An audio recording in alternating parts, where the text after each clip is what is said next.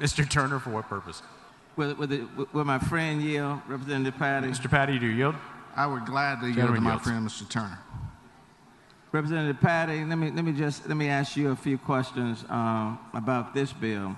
Now, this is exempting its hunting supplies and which you define as archery equipment, hunting blinds and stands, hunting decoys, firearms, cleaning supplies, gun cases and gun safes, hunting optics and safety equipment, right? Yes, sir. And the exemption would take place twice a year? Correct. Okay. Now I'm looking at the fiscal note, and I just want to, and for me, I just want to focus on the fiscal side, because the sales tax exemption would apply for 2016 and 2017. That is correct.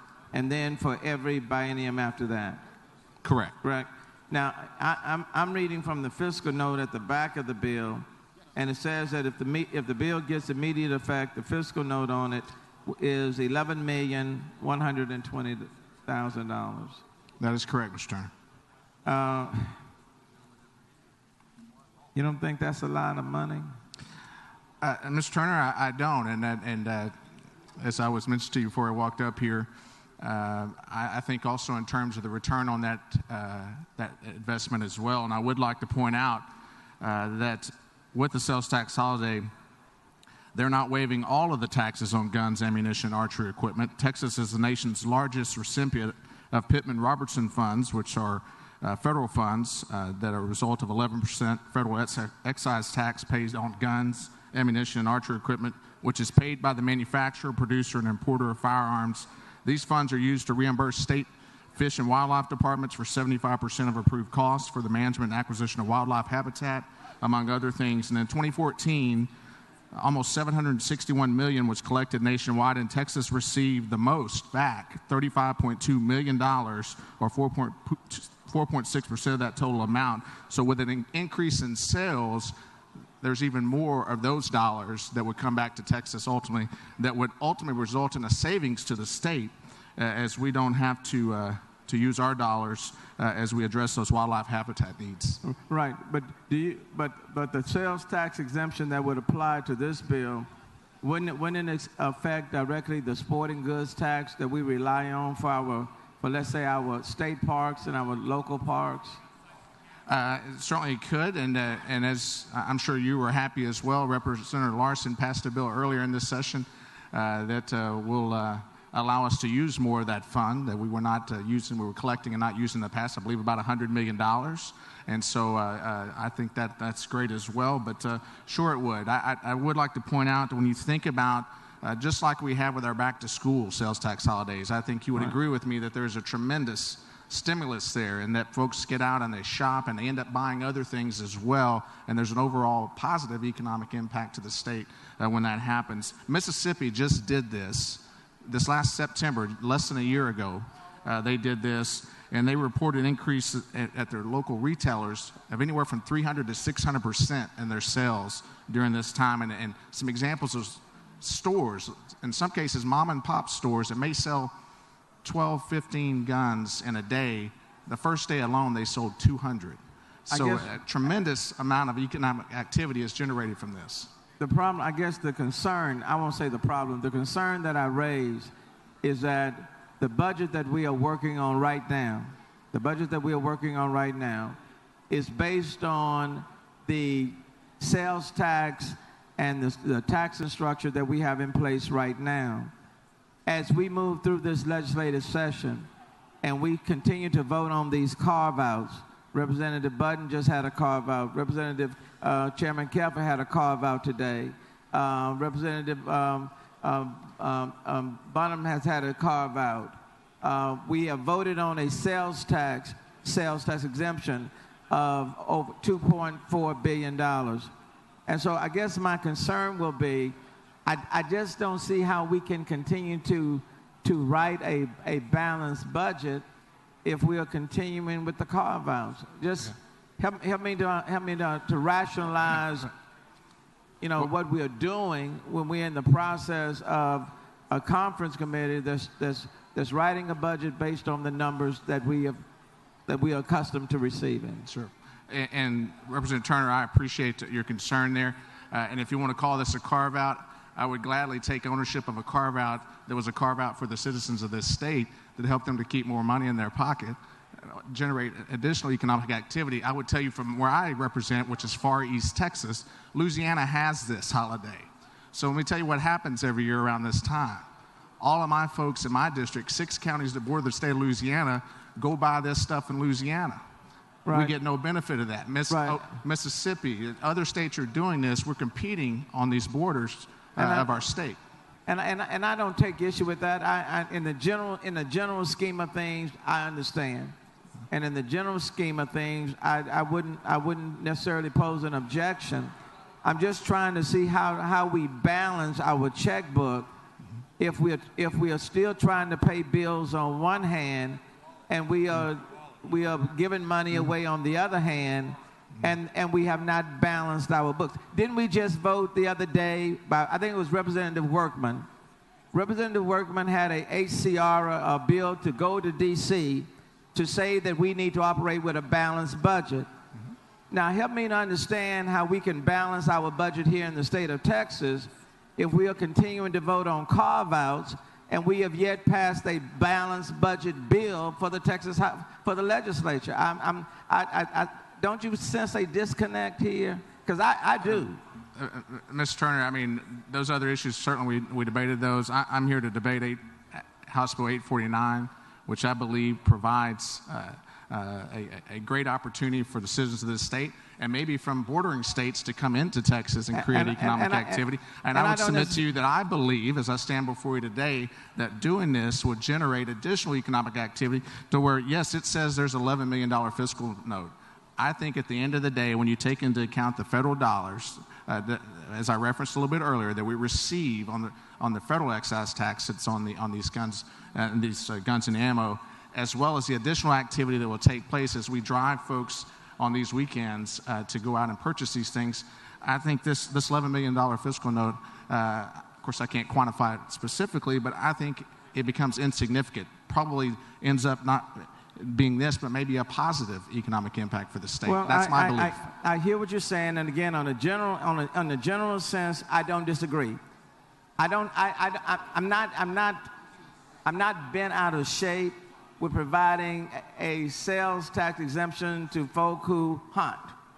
I got that, but I am concerned that we are creating carve-outs, that we are enhancing an inequitable tax system, and it just seems to me, and maybe I'm wrong, that Mr. Turner, respectfully, I don't see this as a carve-out.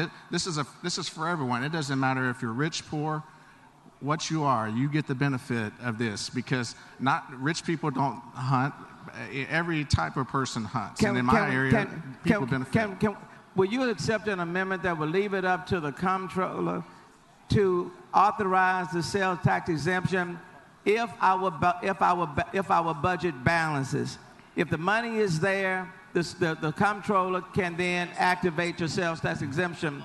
But if the money is not there, leave it to the comptroller to determine whether or not these exemptions should come into play. Would you accept that amendment? I don't think we need an amendment, Mr. Turner, because as you know, in the great state of Texas, we pass a balanced budget every time we come down here. But right now we're trying to write a budget, but we're writing a budget based on the comptroller's projections without factoring in your bill or Representative Budden's bill or any of the others. The only thing that I'm asking, and I will vote for your amendment, I'll vote for your bill if you will accept an amendment that says that you will leave it up to the comptroller to certify that the money is readily available. And I'll vote for the amendment, and I will vote for House Bill 849. Yeah. Mr. Turner, I'm not going to accept that amendment, but I hope you'll still vote for my bill. Well, but I can't vote for something that may lead to an unbalanced budget. I think we need to balance our checkbook like mom and dad and most Texans do. And I don't think Texans just continue to write checks without first paying their bills. The only thing that I'm asking is that HB 849 becomes effective if the comptroller certifies that the money is available for us to pay our bills. That's the only thing that I'm asking. Yeah. And again, Mr. Turner, I submit to you that we're going to pass a balanced budget every time we do. There are times when we come back. But it's based on the I'm not suggesting in this comptroller. case, but we come back the next session in much larger cases than this. Now let me make sure I understand what you all are saying to me. The only thing I'm saying, your bill becomes effective if the comptroller certifies that the dollars are there. Are you asking people to vote? Mr. Kraus raises a point of order. The gentleman's time. I thank you, and I move to extend the time. Members, you've heard the motion. Is there any objection? Chair hears none. So ordered. Let me go back to to my question. Are you willing to accept an amendment, a friendly amendment? It doesn't kill your bill. That's a friendly one. Okay. It's a friendly amendment. Doesn't kill your bill. It simply says that if the comptroller certifies that the money is available, then your bill takes effect. Yeah. Mr. Turner, respectfully, I would not stand before you today if I thought I was going to pass a bill that we couldn't pay for. And so I don't think it's necessary to accept the amendment that you're offering. I appreciate the debate and certainly your disagreement on that, but I think we have a good bill here. But you certainly understand that it's the comptroller that's going to certify how much money is available. Mr. Turner, yes, sir. I understand the process. Well, let me ask it this way. Are you supportive of your bill? You want the sales tax exemption, whether the comptroller says that the money is available to pay the rest of our bills or not? Mr. Turner, how many bills would you think have come through so far that have a fiscal note on them? A lot of them. All right. That's why I brought my amicus out here. Are you I brought my suggesting that in every amicus out here. case? We call it a manipulative in the education world. But it's understand. an amicus because all of a sudden I don't know what conservative means on the Texas House floor anymore. I don't understand how people can. I don't understand. In the Texas House of Representatives, I don't know what conservative means. I've been here for 25 years. And all of a sudden, conservatives are spending and giving more money than anybody that I know. So well, I don't consider letting people keep more of their money spending. And so in this particular case, now, if we want to debate other issues, that's fine. But today, this bill before us is about letting people keep their own money. And I agree with you, and I'm with you on that. And again, I'm not saying kill your bill. I'm not saying pull your bill down. The only thing that I'm asking in a conservative frame of reference is that the bill takes effect if the comptroller certifies that the money is there. And Mr. Turner, if we did what you're suggesting for every bill that someone stands up here with a fiscal note on, and which we don't do, as you well know, but I would love for that to take place. You wish that were the case. Well, that'd be a debate for a whole other time, obviously. Yeah. I stand before you today with House Bill 849, being fully transparent with the fiscal note that's on this. I believe there's a return on this that ultimately would make this go away. Not to mention, again, I want to stress the federal dollars. We're paying 11% excise tax on these things that we're buying now, and we want those dollars to come back to us. That happens when we increase this. And so all right, and lastly, I respectfully disagree with you. I understand, and I respect you highly. I mean, there's no question about that. Well, and I love you, Mr. Turner. Let me ask you this, because I understand the sales exemption to benefit the people who hunt. If I had an amendment that came on the floor asking for a sales tax exemption for all kids and all of their clothes, for the parents of the state of Texas, a complete sales tax exemption for moms and dads that are purchasing school supplies, purchasing clothing, purchasing food for their kids, would that be okay? Well, we already have a back-to-school sales tax. I'm talking about if for the moms and the dads. Mr. Speaker, can I get some order, Mr. Speaker?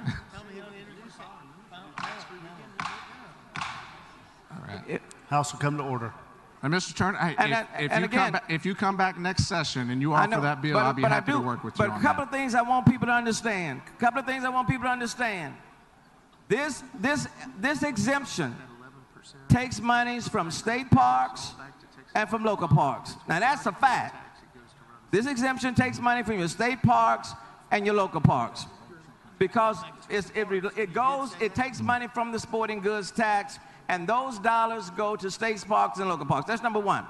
But Mr. Turner, let me again, that 11% I mentioned, the federal excise tax, that money comes back to parks as well. And so where you're saying it's money we're taking away from the parks, that 11% that I'm speaking of, that comes back to the parks. And so there's an offset there as well that we need to recognize. And Representative Paddie, I just think the better way of handling all of these tax bills is that we need to look at these tax bills from a comprehensive point of view, so that we're not just doing patchwork. But let me close by asking this question.